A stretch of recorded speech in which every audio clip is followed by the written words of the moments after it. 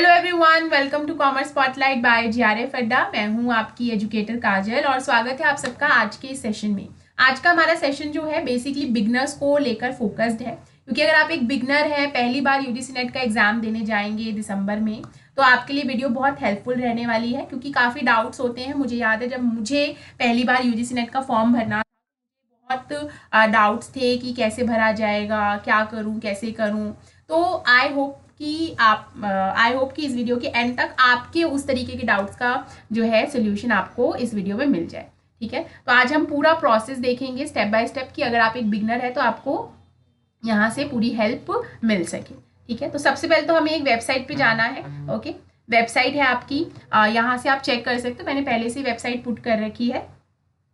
ठीक है, तो यहाँ डाल सकते हो नाम examinationservices.nic.in। बाकी आप पीडीएफ में जो आप डाउनलोड करोगे पोर्टल से, वहाँ पे भी आपको वेबसाइट मिल जाएगी। आप उस पर भी क्लिक करके इस पेज के ऊपर लैंड कर सकते हैं। तो यहाँ आपको दिखेगा कि यूजीसी ने दिसंबर 2025 के यहाँ से एप्लीकेशन एक्सेप्ट किए जा रहे हैं। तो अगर आप पहले से ही रजिस्टर्ड है तब तो आप लॉगिन पे क्लिक करेंगे। नहीं, अगर आप पहले से रजिस्टर्ड नहीं है तो सबसे पहले आपको खुद को रजिस्टर करना है। हाँ, अगर आप इन्फॉर्मेशन बुलेटिन पढ़ना चाहते हैं तो यहाँ से उसे डाउनलोड भी कर सकते हैं। ठीक है, तो आप पहले खुद को रजिस्टर करेंगे। इस पर जैसे ही आप क्लिक करेंगे ना, तो आपके सामने ये विंडो खुल जाएगा। ओके, ये विंडो खुलेगा। यहाँ पर आप ये सारी डिटेल्स पढ़ सकते हो। यहाँ पर आपको जैसे बता रखा है कि आपको किस फॉर्मेट में फ़ोटो, आपका अपना फ़ोटो और सिग्नेचर का फ़ोटो चाहिए, क्या साइज़ होना चाहिए, सब कुछ आपको बता रखा है। अगर आप कोई डॉक्यूमेंट अपलोड कर रहे हो, जैसे सर्टिफिकेट्स वगैरह, अगर आप रिजर्वेशन का बेनिफिट उठा रहे हो तो आपको सर्टिफिकेट अपलोड करना होगा, तो पीडीएफ फॉर्मेट में होना चाहिए, साइज़ उसका बता रखा है। तो ये सारी चीज़ें ना आपको बता रखी है कि कैसे होनी चाहिए। तो आप इसे ना अच्छे से पढ़ के, पहले आप इसे अच्छे से पढ़ लेना और इसके हिसाब से सारे documents as per the requirements आप रेडी कर लेना, ताकि आपको फॉर्म भरने में ज़्यादा समय ना लगे। ओके, चलिए, तो यहाँ पर आपको बता रखा है। उसके बाद जैसे ही आप ये पढ़ लेंगे तो आप यहाँ टिक करना है आपको और आप क्लिक टू प्रोसीड करेंगे। यहाँ से आप जैसे ही प्रोसीड करेंगे तो आपके सामने विंडो खुलेगा। देखो यहाँ पर ना बहुत क्लियरली लिखा है कि सारी चीज़ें ना आपको 10th के मार्क्स, जो मार्कशीट होती है, सर्टिफिकेट होता है, उसके हिसाब से ही फिल करना है। तो जैसा आपके 10th की मार्कशीट में लिखा हुआ है सब कुछ आपको उसी हिसाब से फिल करना है। क्योंकि कई बार होता है कि हमारे नाम अलग अलग डॉक्यूमेंट्स में थोड़ा चेंजेस हो जाते हैं, फादर के नेम में चेंज हो जाता है या खुद के नाम में भी कहीं सरनेम होता है, कहीं नहीं। तो आपको सिर्फ 10th के मार्कशीट के बेसिस पर ये फिल करना है। तो यहाँ आप अपना नाम भरेंगे, पेरेंट्स का नाम, mother father, date of birth, gender, फिर ये सारी डिटेल्स यहाँ आपको कंफर्म करनी है। फिर कॉन्टैक्ट डिटेल्स वगैरह आपको फिल करना है अगेन। उसके बाद यहाँ पर आपको ई कॉन्टैक्ट डिटेल्स फिल करनी है। अगर आपका अभी का एड्रेस और आपका परमानेंट एड्रेस सेम है तो अगर आप जैसे ही इसे क्लिक करेंगे ना तो वैसे ही आपका, ठीक है, यहाँ तो मैंने कुछ फिल नहीं किया तो इसलिए ऐसा दिखा रहे। जैसे आप इसे बॉक्स को क्लिक करेंगे तो जो एड्रेस आपने यहाँ भरा होगा, ठीक है, जो एड्रेस आपने यहाँ भरा होगा ये रहा, हाँ, कॉन्टैक्ट डिटेल्स में वही सेम एड्रेस आपका यहाँ पर आ जाएगा। ओके, तो ये आपको फिल दोबारा नहीं करना पड़ेगा। लेकिन अगर आपका different address then you will have to fill this manually. फिर आप यहाँ पर अपने हिसाब से एक पासवर्ड चूज कर सकते हैं और एक क्वेश्चन भी चूज कर सकते हैं। जैसे what is the name of your first school या जो भी, ठीक है, सिक्योरिटी क्वेश्चन होता है। उसके बाद उसका आंसर क्या होना चाहिए वो भी, ये सब आपका डेटा ब्रीच ना हो उसके लिए यूज किया जाता है। फिर ये सब भरने के बाद आप कैप्चा पुट करेंगे। कैप्चा पुट करने के बाद आप सबमिट करेंगे तो आपके पास एक मेल रिफ्लेक्ट होगा आपकी मेल आईडी पे जो आपने यहाँ पर दी है। ठीक है, उस पर मेल आएगा जिसमें आपका रजिस्टर्ड नंबर आपको मिल जाएगा और पासवर्ड आपको मिल जाएगा। तो जैसे ही आप वहां पर रजिस्ट्रेशन नंबर आपको मिल गया, पासवर्ड मिल गया, तो इसका मतलब आप रजिस्टर हो चुके हो। अब आपको दोबारा जाना है और लॉगिन करना है। जिससे पहले मैंने लॉगिन पेज आपको दिखाया था, तो यहाँ जाएंगे तो आपको लॉगिन पेज, जब आप लॉगिन करेंगे तो आपके सामने अब ये स्टेप्स आपको करने बाकी रह जाएंगे। रजिस्ट्रेशन अपना कंप्लीट हो चुका है। अब आपको एप्लीकेशन फॉर्म और फी पेमेंट करनी है। तो एप्लीकेशन फॉर्म भरना होगा आपको, जैसे यहाँ पर है कि पहले तो आपको पर्सनल डिटेल्स डालनी होंगी। ठीक है, सबसे पहले यहाँ पर्सनल डिटेल्स आपका अगेन सब 10th के मार्कशीट के बेसिस पर। ये किसी का फिल्ड फॉर्म है क्योंकि ऑफकोर्स मैं तो नहीं फिल कर सकती, तो यहाँ पर फिल्ड फॉर्म है इसलिए चीज़ें रेड में मार्क्ड है। तो यहाँ नाम, डेट ऑफ बर्थ, ये सब कुछ जो आपने रजिस्ट्रेशन के टाइम भरा है वो आपको भरना होगा। नेशनैलिटी, कैटेगरी, ठीक है, कैटेगरी आप यहाँ पर देखोगे कि आप जर्नल से हो या फिर मतलब जिस भी कैटेगरी से आप हो उस कैटेगरी का आपको यहाँ पर डालना है। ठीक है, उसके बाद आपको यहाँ पर सिलेक्ट करने का ऑप्शन है कि क्या आप पीडब्ल्यूडी से है या नहीं है, पर्सन विद डिसेबिलिटी, डायबिटिक है कि नहीं, ये सब कुछ आपको फिल करना है। यहाँ येस और नो का ऑप्शन आएगा, तो आप हैं तो येस, नहीं है तो नो का फिल कर सकते हैं। फिल करेंगे। ओके, फिर आप यहाँ पर इनकम वगैरह, ठीक है, जिस सब्जेक्ट से आपने पोस्ट ग्रेजुएशन किया है आपको उस सब्जेक्ट का यहाँ पर नाम फिल करना है। ठीक है, कैप्चा यहाँ पर फिल करके आप इसे सेव एंड नेक्स्ट करेंगे। जैसे ही सेव एंड नेक्स्ट किया तो नेक्स्ट आपका विंडो खुलेगा जहाँ पर यहाँ से पूछेंगे आइडेंटिटी, यानी कि किस तरीके से आप पहचाना जाना चाहेंगे। तो आप आधार कार्ड भी डाल सकते हैं, पैन कार्ड भी डाल सकते हैं, जो आपको लगे। ठीक है, जैसे मैं हर बार आधार कार्ड डालती थी। ओके, तो आप आधार कार्ड से डाल सकते हैं। वहाँ पर फिर आपको आधार कार्ड लेकर जाना होगा। आप किस बेसिस पर ये भर रहे हैं, मास्टर्स के बेसिस पर भर रहे हैं। ठीक है, तो जिस बेसिस पर आप भर रहे हैं वो यहाँ से आ जाएगा। सब्जेक्ट आप कौन सा चूज कर रहे हैं वो यहाँ आ जाएगा। किस मीडियम में आप एग्जाम देना चाहते हैं, इंग्लिश हिंदी जो भी।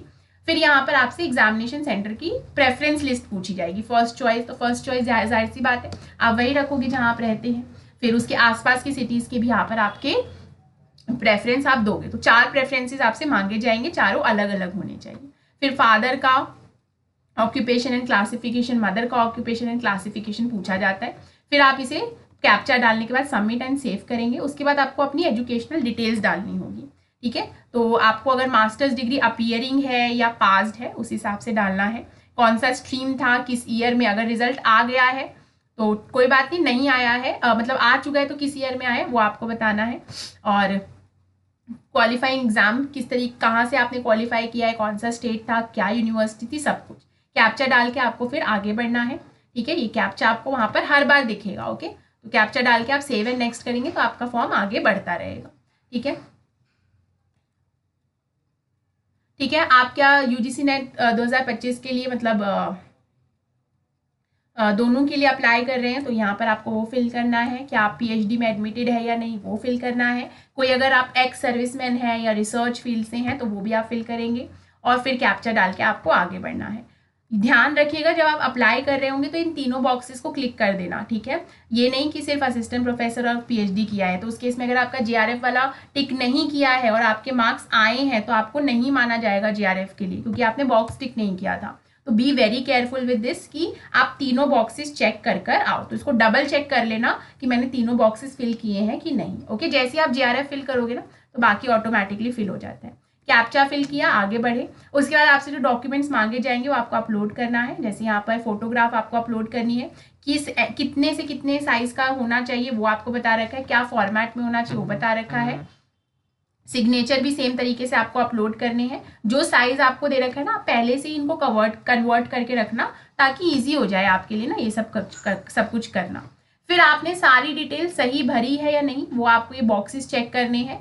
ये बेसिकली बॉक्सेस चेक करके आप बता रहे हो कि भाई हाँ मैंने सब कुछ सही भरा है और मुझे इसमें कोई भी चेंज नहीं करना है, क्योंकि आपने एक बार कर दिया तो आप दोबारा चेंजेस नहीं कर सकते। फिर ये डेक्लेरेशन फॉर्म होता है, इसके नीचे आप पढ़ोगे तो आपको दिखेगा, उसे भी टिक करके आपको आगे बढ़ना है। फिर रह गया आपका लास्ट ऑप्शन जो होता है फीस पेमेंट का। तो जैसे अगर आपको कुछ एडिट करना है अपने एप्लीकेशन फॉर्म में तो आप यहाँ क्लिक करेंगे, नहीं करना है तो सबमिट करके फॉर्म को यहाँ पे एग्जामिनेशन फी के ऊपर क्लिक करेंगे।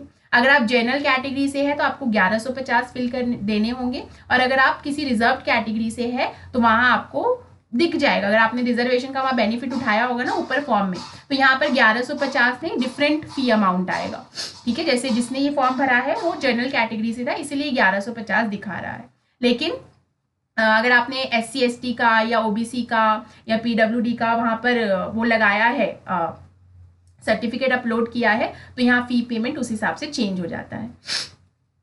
उसके बाद जैसे आप फी आप कैसे पे करना चाहते हो उस हिसाब से चूज कर सकते हैं। प्रोसीड करेंगे पेमेंट को। फिर अगेन ये सारी चीज़ें चेक कर लेना, अग्री करना, फाइनल सबमिशन करना, फीस पेमेंट करना और उसके बाद आपका फॉर्म पूरी तरीके से सबमिट हो जाएगा।